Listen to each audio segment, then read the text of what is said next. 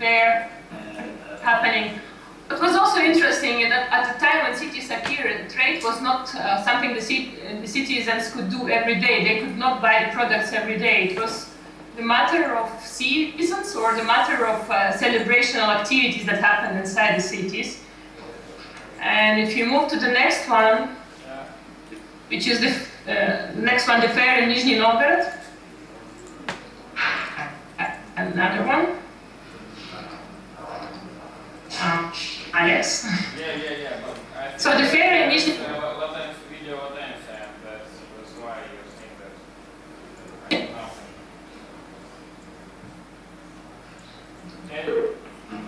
I will go. So if you see the city on the right, it's basically initially the Russian city is not the castle, but something that's called Detinets, the wooden fortress, and then the fortress became bigger. The citizens would live there, but the trade happened on the other bank. That became kind of a major magnet for the city to develop, as it started to serve this fair that happens just once a year. The next one, later on it was transformed into a series of buildings.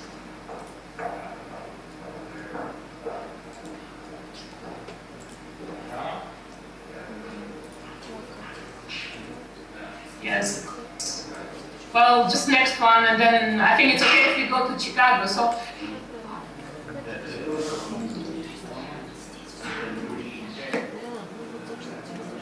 Yeah. This is Chicago? Yeah. So I think trade, I mean, that happened in Russia, but we see also a change in trade, which to a large extent came through technology. Here you see the central business section of Chicago, and I want to, in a way, focus your where you look at on the kind of somehow lower unbuilt areas of the map, which are largely waterways or rail yards, and ultimately what Paris used to be in Roman and medieval times, how it started and how many cities started as infrastructural nodes because there was a bridge across a river. The same happened in the US with the cities founded there. So Chicago is a result simply of the fact that it is at the crossroads of a series of transport routes. So every transport and trade had to go through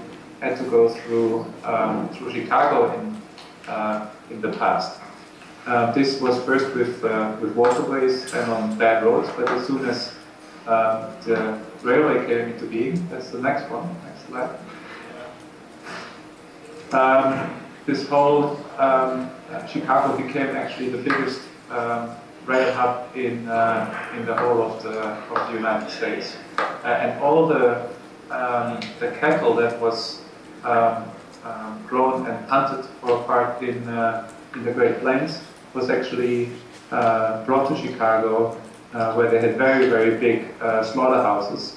There they were slaughtered and then with cool carriages distributed across what was back then basically the America where people settled. And the same was true for natural resources, which other than the meat were largely transported on the waterways.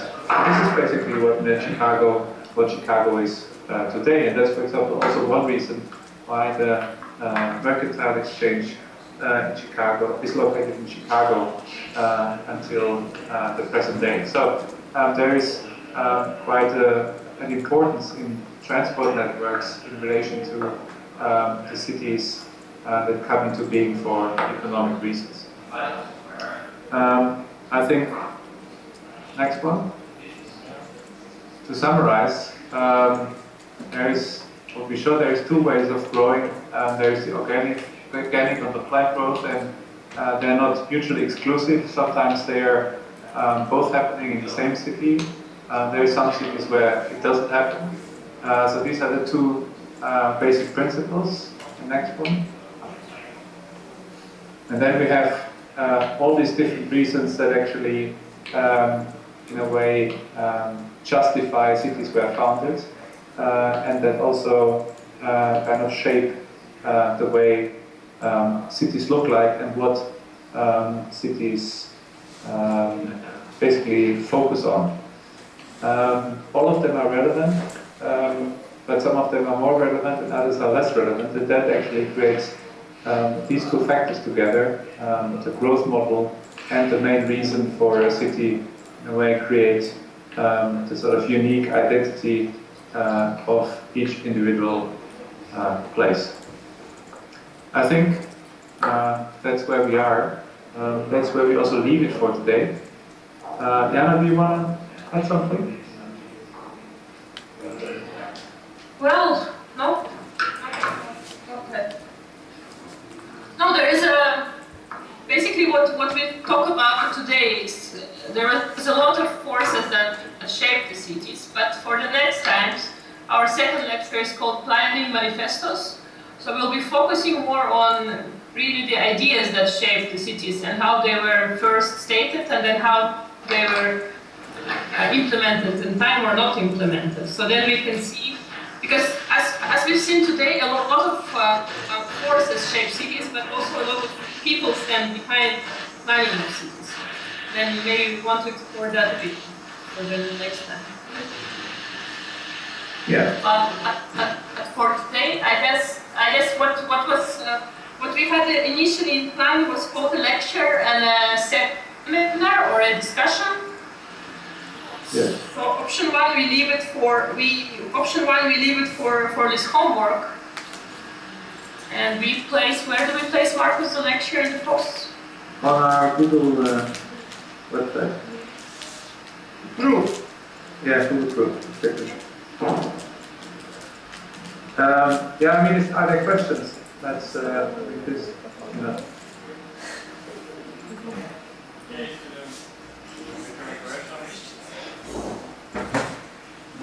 Please ask them now or never.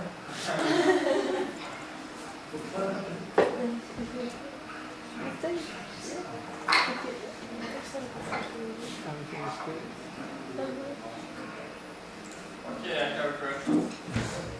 Yeah. I think it's more connected to Russian translation. I want to ask Yana, what is medieval? Средневековый. Спасибо.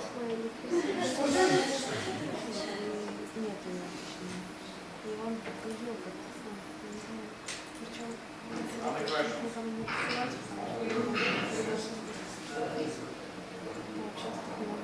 No questions? Come on, guys. Everything's clear. What's that? Everything's clear. Everything is clear. Okay, we're going to test that next week.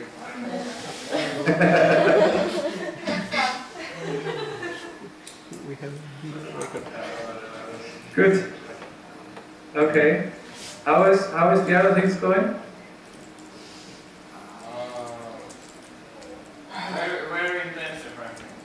Okay. Good. Okay. Well, I think then we leave it for now. I think you should really make sure that probably by the beginning of, or let's say the latest Tuesday next week, you kind of place your post on the website. And we keep this internal for now, but we're also planning to then move your postings into on a sort of public website so that it will be accessible for other people that might be interested in the different topics. Now, why don't we do this immediately? Because we want to somehow curate a bit and have the possibility to also make linkages between the different posts and the lecture, so that that people start understanding that there is a sort of the story becomes a bit more digestible and becomes a bit more holistic. So yeah, we'd be happy if every one of you has something by Tuesday posted, and yeah, we might come back to the one or the other if something is not entirely clear to us. Yeah? Okay? Good. And now, what do you do now? Coffee drinks, hopefully.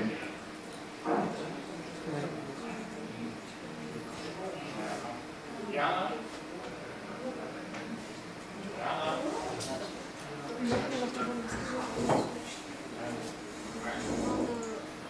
Markus, Yeah. I don't know, but maybe we plan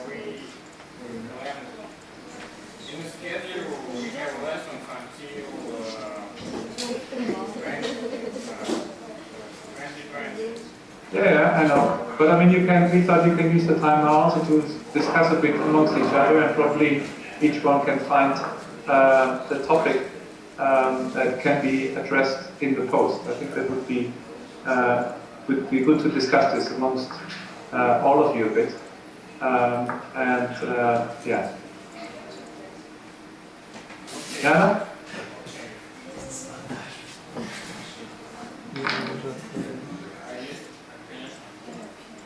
Yeah, is that okay? Wait a second.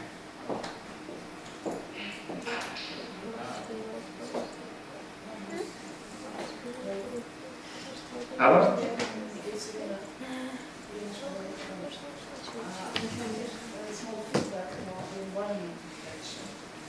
Sorry, I can't hear you. Because so it was a very, very loud background noise during all the lecture.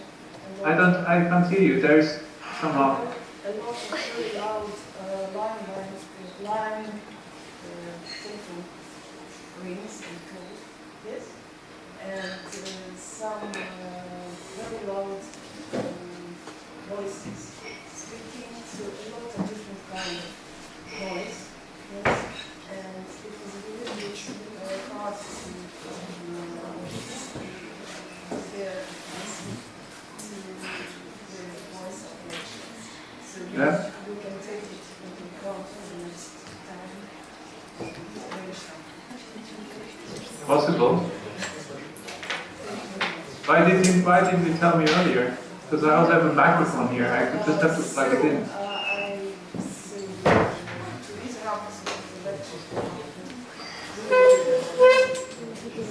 Okay, well.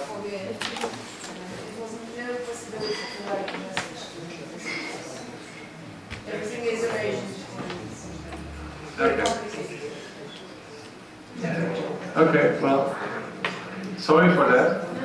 Okay, but for the next time. Yeah, it's good.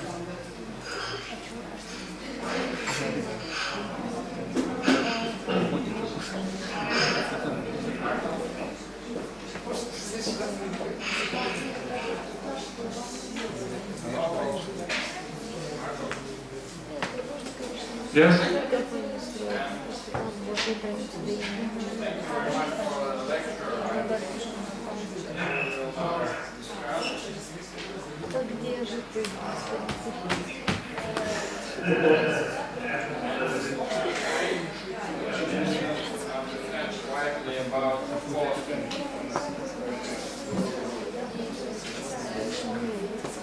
Okay. Was it clear with the post?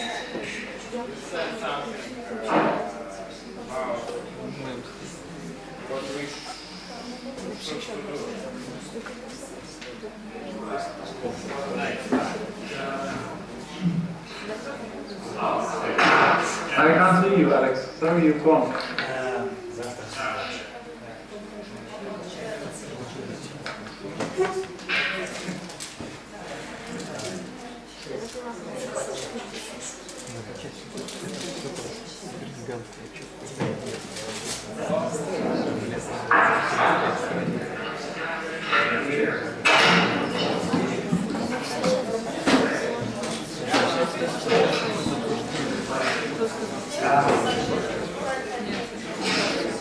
The Gala's gone somehow. Я тебя вижу, но звук какой-то очень плохой. Ой.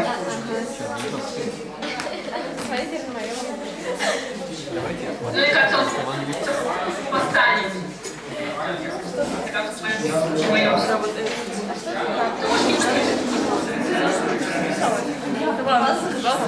Очень нормально.